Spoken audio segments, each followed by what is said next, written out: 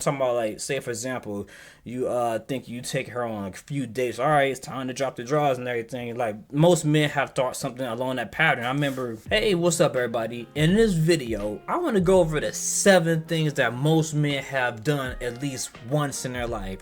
I know some of y'all gonna say I ain't never done none of this, man, but come on, man. Eventually, you have done it or you will do it. I've done at least majority of these on this list. So for you to say that you won't do it, I highly doubt it. So I decided that I was gonna break the video down like this. I'm gonna talk about 3 things. Yeah, 3 things you've probably done as an adult, 2 things you've probably done as a teen, and 2 things you've probably done as a kid. If you've done any of these things, make sure you leave a like, comment, or subscribe. So the first thing I got on the list that you've probably done as a man was to show up at your ex-girlfriend's house. You know, it ain't the best thing to do. You know, I've finally done it. It's not good, you know, and I know what it feels like. I'm not a stupid person, but I learned real quick. You know, you don't just pop up at your ex-girlfriend's house. Me, I decided that I was gonna try this out after I was going through a breakup. I'm like, you know what? Let me go ahead and run back to the person that cared to me the most, and it wasn't my mother. It was a girl that I used to care about. You know, so I figured, like, you know, I'm going through a breakup. Why not just go ahead and cling on to her real quick and just keep the flow of things going and stuff? But what I recognized that she didn't reciprocate that same feeling. You can't just pop up on somebody's doorstep unannounced like a fool, you know. So that right there really had me thinking, like, you know what? That's how you get the papers put on you, when you sitting there popping up at somebody's doorstep. So in that moment, when I realized that she didn't reciprocate those same feelings, I was like, nah, I'm cool. You know, I ain't gonna hit her up no more. I'm good. You know, I see where she stand, and I see I was in a weekend mindset. You know, so that's number 1, popping up at one of your ex's house thinking everything's sweet. Number 2, the second thing I got on my list you probably done as an adult was try to buy a girl's affection.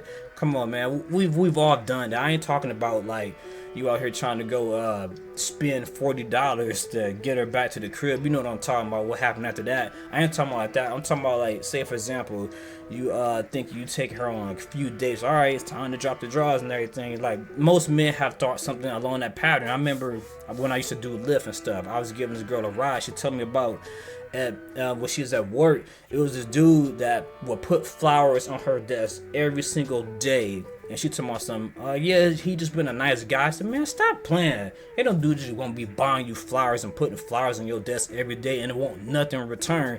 I said, we know what he wants. She said, so, well, I just like the fact that he like doing it. I said, he ain't doing it for his health. He wants something else. So unless you really want this dude, I highly recommend you stop playing around with him. Let him know that's going nowhere, so he can stop wasting the time and money like a fool on a woman knowing that you don't want him, you know. And she trying to debate back and forth like she like the attention. I'm like, this would be talking about, like, what they say, attention, you know, HOEs and stuff. That's how she was acting, and it wasn't fair to him. But, you know, he done one of these things on this list I said at least one man does. At least you do in your adulthood, at least one time it's adult. So trying to buy a girl affection, you know, that's number 2. The third thing you more than likely done as a grown man is lied on your resume. Every man I'm probably done at least once, you know, especially if you're a college graduate. Come on, man, you graduate from college, they be talking about in these, if you get this degree, you're gonna have this awesome job that's paying $56,000 a year as soon as you graduate, and that's what you be believing. Because I don't thought that, man. I got out of college and then I get this little degree in IT, and I'm like, all right, well, what the money? I got the certification. I got 2 certifications, bruh, and I got a degree. Y'all better pay me, you know, the top dollar with it. These dudes talking about offering me $15 an hour. I'm like, man, what the? But I got the paperwork. It said if you got this right here, I should be getting paid this right here. Look, take this 15 or keep it moving. Me being naive, I'm like, well, screw y'all, I'm out of here. Somebody will give me what I want. And it turned out nobody gave me what I wanted. But, you know, this how I be. So now you got to lie on your resume. So me being who I am, I'm good at articulating my thoughts and rehearsing. So I'm in this boy rehearsing my lie. I'm going to lie on this resume and I'm going to get this job. Because, you know, they're talking about you got to have 10 years experience.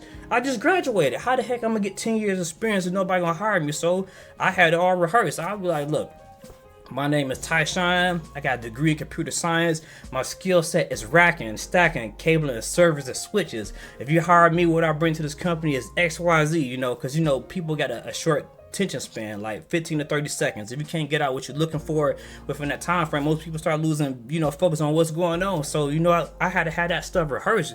You got to do what you do till you get what you got to get, So that's one thing I know that all people probably do at least once in their life, lie on their resume. But right now, I don't have to because I made it to the top.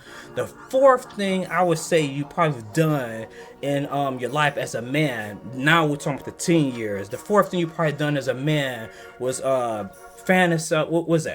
fantasize about a woman. Most of us, we've done that, thinking like, oh man, when I finally get this girl and everything, we're gonna have a good life. Come on, man, y'all know where it's coming from. This is coming from the way that the media portrays and shows us information as we grow up. So like I said before, we got Disney, you got video games, you got the music, Mario, Let Me Love You, talking about doing all this little simp stuff, Your Man Ain't Me, Chris Brown, and all this other stuff that's just grooming us, teaching us to be out here lovey-dovey. So with me, the dumb thing I've done, the foolish fantasy I had about women, was the fact that I was thinking like, all right, this before, I saw what women really was. I was telling myself, you know what? How I'm going to fall in love is going to happen like this. I'm going to save a woman from getting hit by a car. She's going to just fall into my arms and we're going to have this happy little life. That was the foolish ignorance I was thinking, thanks to the way life has programmed us, us men, to believe how love works. But when I first went through did a do and everything, all that came crashing down. I'm like, man, I ain't done none of that. I got what I wanted and I ain't done none of that, So, kind of like nicotine, I got it the first time. I'm like, okay, if it's this good, then why would I want to stay with her? I gotta go try with somebody else, So at that point, I'm like, hey, tell my homie that I need him to go ahead and break up with her because I don't have the courage to do it. But yeah, my foolish fantasy was me thinking that somebody's just gonna fall into my arms thanks to, society and this programming. So let's go to the fifth thing. The fifth thing you probably done as a man and growing up, I would say you probably wanted some girl and some dude on got her first, some older dude on came along and snatched her up. Like, you thinking like, man, this girl, me and her could make it work, me and her could be together. But then this dude with a freaking car come along and is like 18 years old and you like 15, 16, and she just hop in and just roll off with him. Like, come on, man, you wanted her, she shouldn't be with him, but yet you can't be a hater and stuff. And he kind of above you, he leveled up, or he got the vehicle, he got the girl, and the only thing you can do is just suck it up. So now let's go to the sixth thing you probably done in your childhood. In your childhood as a boy, more than likely you don't. Let me see. You were scared that God was gonna see you doing some dirt. Thinking that God is looking down, looking at you like, oh, he did this. You committed a sin. You're going down. I had that mindset. I was so paranoid. I'm like, man, if I said the wrong thing, if I say one cuss word, if I do one thing wrong, I'm going to hell. I was scared as ever. But then I'm like, dang, if he omnipotent, omniscient, and omnipresent, meaning he hears everything, he sees everything, he knows everything before you do it. I was like, how could I possibly escape this? I'm trying to be perfect and stuff, and I just can't get away. So me just trying to be perfect, I just gave up, man. Like, all right, man, I get it, But they said, dive a little deeper, he forgive you, and all this and that. So the final thing you probably done as a man or as a kid was thinking that you had some superpowers. Come on, man. Every boy done thought he had some superpower. Thought he was, Batman. Thought he was Superman the son, or Goku talking about Kamehameha. You know how the phrase go, man. Thought he was Goku or something. Me, I've been there, So like I said, I've done every single thing on this dang on list. So me, I thought I was Sonic. Don't be like, put me out there like that, but. Won't put myself out here, but anyways, I thought I was Sonic. So this is the dumb thing I done when I thought I was Sonic. I grabbed some baby powder, right? I'm in the house and I'm like, you know what? I'm about to come find out this motherfucker. They gonna look at me like, oh man, I do fast as ever. Cause Sonic, when he be running, he be leaving like a trail of smoke or something. So I go ahead, take some of that, toss some of that in my pants and stuff.